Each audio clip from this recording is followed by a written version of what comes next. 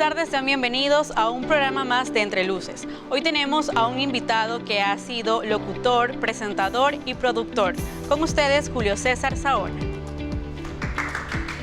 Gracias por invitarme, gracias querida Melanie, ¿cómo estás? Muchísimas Un gusto, gracias. ¿cómo estás? Tome asiento, por favor. Muy amable, por invitarme más que nada, de tomarme en cuenta. Ábreme un poquito el saco. Molesta a veces un poco. Sí, lo entiendo. Veo que usted ha trabajado en muchos medios como Ecuavisa, Teleamazonas y actualmente RTS. Pero, ¿de dónde es usted? ¿Dónde nació Julio César Saona?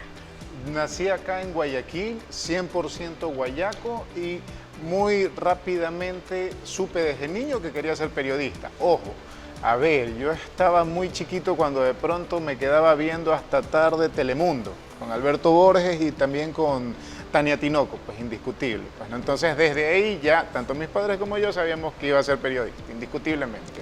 ¿Dónde estudió comunicación social o qué carrera estudió? No, yo estudié comunicación social en la FACSO, ¿okay? En la Facultad de Comunicación Social. Hago un pequeño paréntesis, era el peor estudiante de todos, totalmente. Era el más vago, no me gustaba estudiar en la universidad porque quería desarrollarme más. Entonces eso hizo que muy temprano, en mis primeros años, pues yo ya trabajaba en Ecuavisa y estaba en la universidad al mismo tiempo. ¿Alguien del medio fue alguna inspiración para poder llegar a la televisión? O sea, primero, Tania me caía muy bien desde el principio y fue mi primera jefa, una de mis primeras jefas, por ejemplo. También Pedro Jiménez, también de Ecuavisa, presentador en ese tiempo de Televistazo en la Mañana. Entonces, él también me caía muy bien. Carlos Vera, indiscutible también, un gran entrevistador. Siempre también tuve el gusto de trabajar con él. Entonces, son algunos, son muchos nombres, ¿no?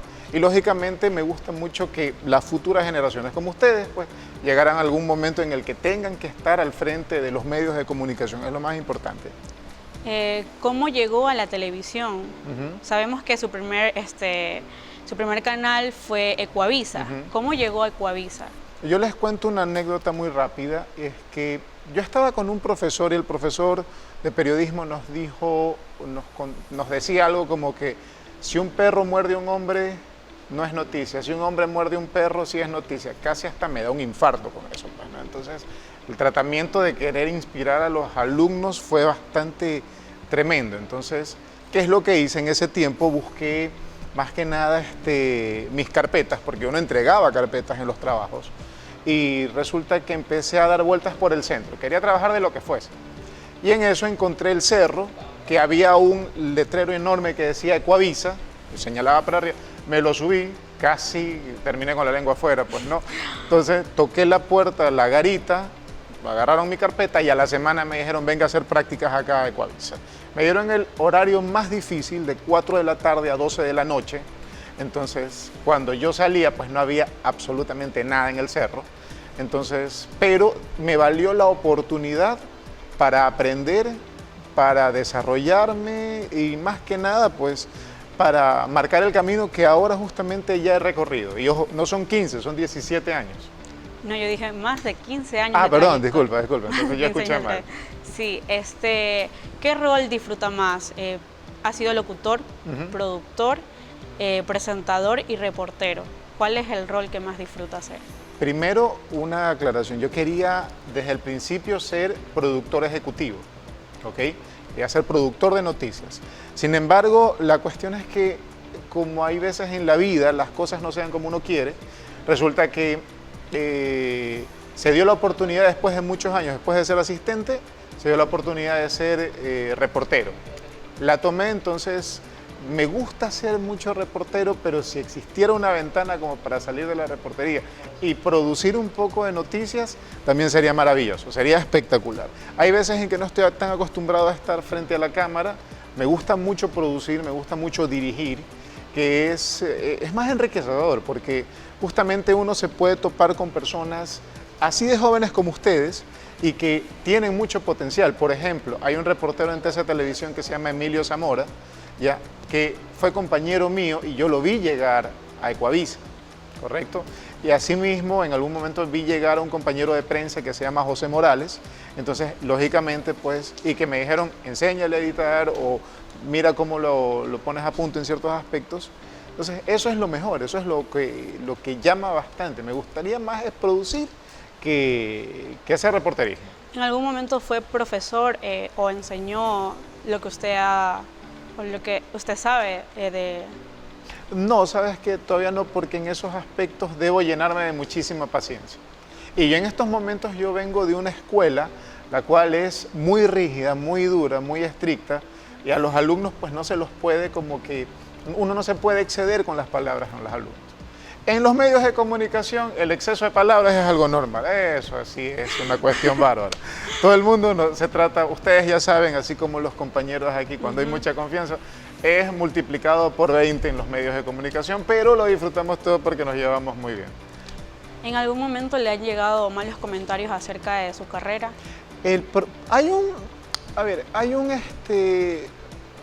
Más que malos comentarios, a veces hacen tratamientos de la noticia ciertas universidades, ¿ya? Y toman de ejemplo reportajes.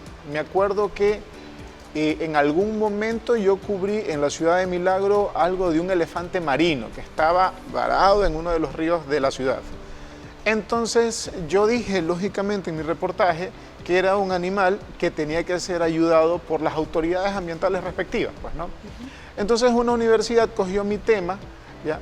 Suena bastante bonito esto de que coge la universidad el tema, sí, pero lo cogió para destruirlo, pues, ¿no? Era algo supuestamente sensacionalista de mi parte el tratamiento de esa noticia. Entonces, cuando era un suceso, hay veces en que uno recibe críticas. Estamos en un mundo en donde no todo el mundo va a estar feliz ni contento, siempre va a haber un punto contrario, un punto a favor, entonces es algo normal, ya uno aprende a convivir con ese tipo de situaciones. Cuéntenos una experiencia que ha vivido en el medio y que no va a olvidarlo, algo que usted dijo como que, wow, no podré olvidar algo así jamás. Ok, a ver, en algún momento me tocó, esto fue en Ecuavisa, me tocó ser ¿cómo se dice? Type deco, la persona que te escribe los nombres de los entrevistados de un noticiero. Me acuerdo que había un presidente del Congreso que se llama Raúl Vaca Carbo. Esa vaca, específicamente, esa vaca era con B grande, o sea, era una vaca con pedigrí. Yo la puse con B pequeña, ¿okay? Entonces, realmente vino mi jefe, me mandó al diablo, me insultó enfrente de todo el mundo. Entonces fue una cosa bárbara, pues, ¿no? Entonces, claro, pues él se excedió, pero obvio, nunca me voy a olvidar de eso. No les puedo decir las palabras con exactitud que me dijo, porque pues apagamos y cerramos todo el programa. En todo caso, fue muy fuerte, pero es que eso demanda el periodismo. Y ahora yo entiendo, ¿ya? El saber escribir muy bien, no solamente el que tenga coherencia lo que uno dice, sino lo que uno tiene que respetar en cuestión del idioma.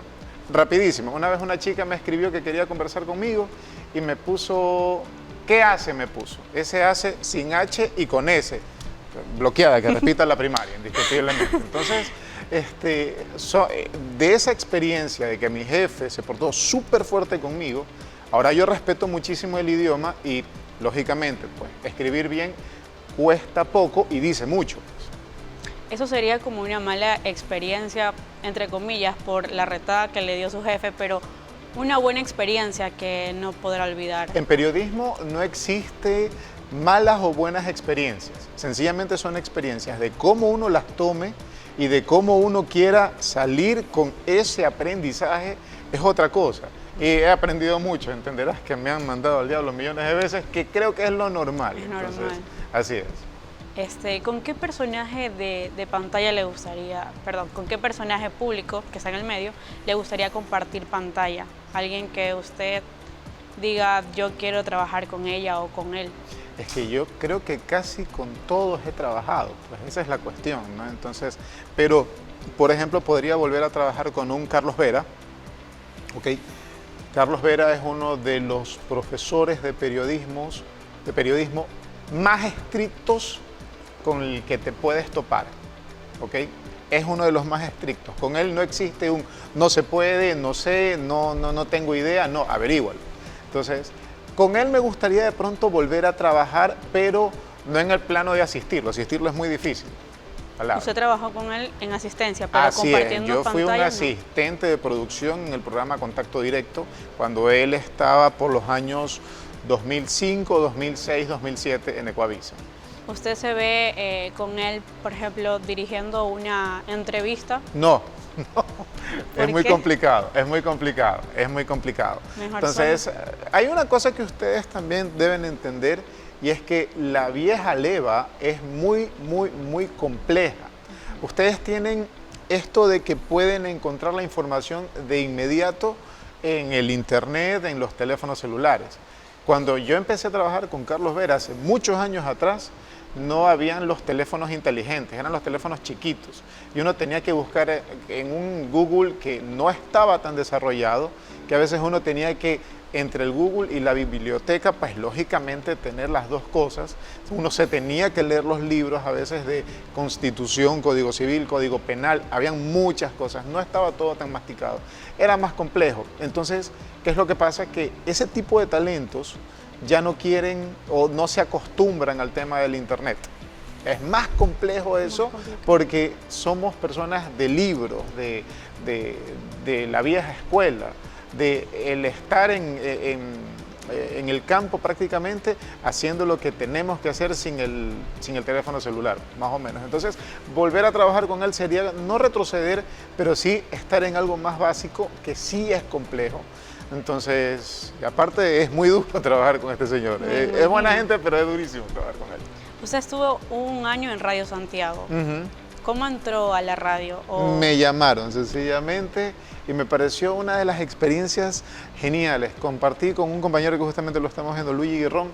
Ya, él también fue presentador de noticias en su tiempo en Canal 1 y la verdad es que la pasé muy bien. Ahí está justamente Luigi. Entonces, él también es de la vieja escuela y es maravilloso porque uno primero se puede desestresar conversando, ¿ya? Entonces, o hablando de un tema, está el periódico, ahí es cuando conjugas literalmente el periodismo puro en ese momento, la comunicación exacta, ¿ya? No tienes un guión establecido, porque realmente uno tiene que ser un poco más, puede improvisar dentro de lo que es el periodismo, sabiendo lo que tiene que decir, ¿no? Pero en radio es maravilloso. ¿Piensa que la radio es un poco más relajada, se podría decir, que la televisión? Totalmente, totalmente.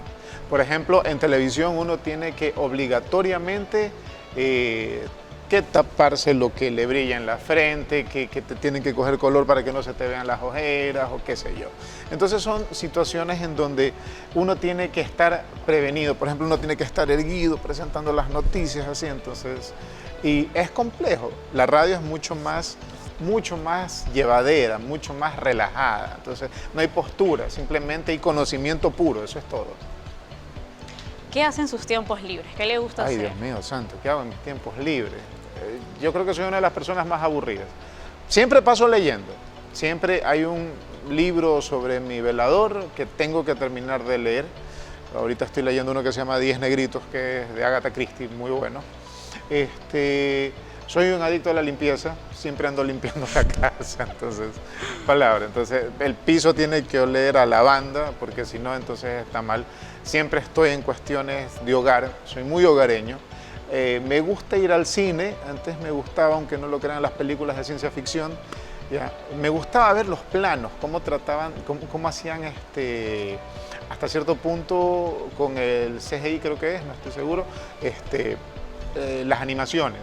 Y aparte me gusta escuchar mucho los diálogos, los guiones que hay en las películas. Entonces, eso es lo que yo hago más o menos cuando estoy libre, que casi nunca estoy libre. Entonces, nunca tiene tiempo. No hay tiempo porque esto es un trabajo 24/7 prácticamente. ¿Qué mensaje le daría a las personas que estudian comunicación social? Primero que no se dejen llevar por lo que dicen los amigos, a veces los padres, porque por ejemplo, en mi caso, yo empecé a estudiar periodismo en contra de la voluntad de mi papá. Entonces, ¿No lo apoyaban? no, mi papá quería era que yo fuese abogado, que me gustaba también la carrera, pero resulta que el periodismo me gustó mucho más. Entonces, ante todo esto, resulta que no se dejen llevar por lo que diga la gente. Siempre buscan, de una u otra manera, dañar hasta cierto punto los sueños que tienen muchas personas. Si el caballero quiere ser camarógrafo, tiene todo su derecho. Si el hombre quiere ser guionista, tiene todo su derecho. Ya, siempre habrán personas que digan, ¿sabes qué? No lo puedes hacer, que la carrera no es lucrativa, que ¿por qué no estudias otra cosa? No se dejen llevar por lo que dice la gente. El común denominador es imposible que pueda tratar de influenciar en la vida de nosotros, porque de esa manera uno no llega a ningún lado. Sin embargo, el buscar siempre la excelencia, ¿ya?, de uno mismo, ese es el mensaje más claro que uno le puede dejar. ¿Ya? Siempre tenemos que desafiarnos a nosotros mismos, siempre podemos ser mejores, siempre existe una calidad mucho mejor de la que ya hemos presentado, podemos mejorar. Sabemos que estar en televisión es un poco complicado y con respecto a relaciones sentimentales es más. ¿Cómo cuida usted ese aspecto en su vida? Mira, la mayoría de los periodistas somos divorciados. No, palabra, no. ¿En serio? La mayoría de los periodistas han pasado por 1 o 2 divorcios, con ciertas excepciones. Es muy difícil sobrellevar una carrera como esta y una relación sentimental. Es un poco complejo, porque hay veces en que ahora, sobre todo, que las mujeres han evolucionado y se han vuelto tóxicas, pues, ¿no? Entonces, apocalípticas, entonces, que le andan preguntando dónde estás, qué haces. Entonces, uno a veces, a ver, les cuento una anécdota. Yo tenía una novia que me llamaba constantemente, tenía el verbo pasado pretérito bien imperfecto. Entonces, esta chica me llamaba y justamente se dio una situación compleja en la penitenciaría. La penitenciaría tenía inhibidores de señal para los teléfonos celulares, que es normal, porque lógicamente eso es algo polémico, ir con un teléfono a una penitenciaría. Entonces se había armado tremendo problema. Yo estaba en medio entre policías, entre la fuga de un grupo de reos, de PPLs, y esta chica me estaba llamando. ¿Usted estaba trabajando? Por supuesto. Entonces, en todo caso, resulta que pasaba que la chica llamaba y le salía que estaba apagado mi teléfono. Luego de tanto, vi que mi teléfono tenía señal, millones de mensajes, yo les estaba ocupado. No, tú no estabas ocupado, tú estabas en la vía Daule. Por supuesto que estaba en la vía Daule, porque ahí queda la penitenciaría. Y quedan otras cosas también, me decía. Entonces, no, fue terrible. En todo caso, tuvimos que darle de baja a esa joven, porque definitivamente no se pudo. ¿Cuáles son las cualidades que busca una mujer? Una mujer. Sí. Es difícil porque ustedes no son tranquilas, ustedes son complejas, pero bueno, no podemos ir sin ustedes. Quizás que sea comprensiva, ¿ok? Que sea comprensiva, que entienda el trabajo. Entonces, aparte soy hijo único, tengo una madre de 73 años, entonces lógicamente no tengo cabeza como para andar de un lado a otro, brincando de un lado a otro. Actualmente no tiene. Estamos solitos, estamos relajados y estamos muy bien así como estamos, relajadísimos. Usted nombró su divorcio. ¿Cómo pudo sobrellevar el divorcio? ¿Cómo fue estar en pantalla y que, no sé si fue un boom de que todos se enteraron de que fue divorciado? Realmente son cosas que se dan. ¿Ya? Creo que lo tomamos de la forma más madura, las cosas se terminaron, fue de mutuo acuerdo, entonces les soy muy sincero, con mi ex esposa no he vuelto a tener ningún tipo de contacto, sin embargo, todo quedó ahí, en paz. ¿Ya? Cada quien por su lado, sin embargo, por ahí me habrán hecho una que otra nota periodística, pero es que también el periodismo se subdivide en farándula y la farándula tiene que vivir en base a las cosas que suceden en la pantalla pequeña, en lo que es la televisión, pues, ¿no?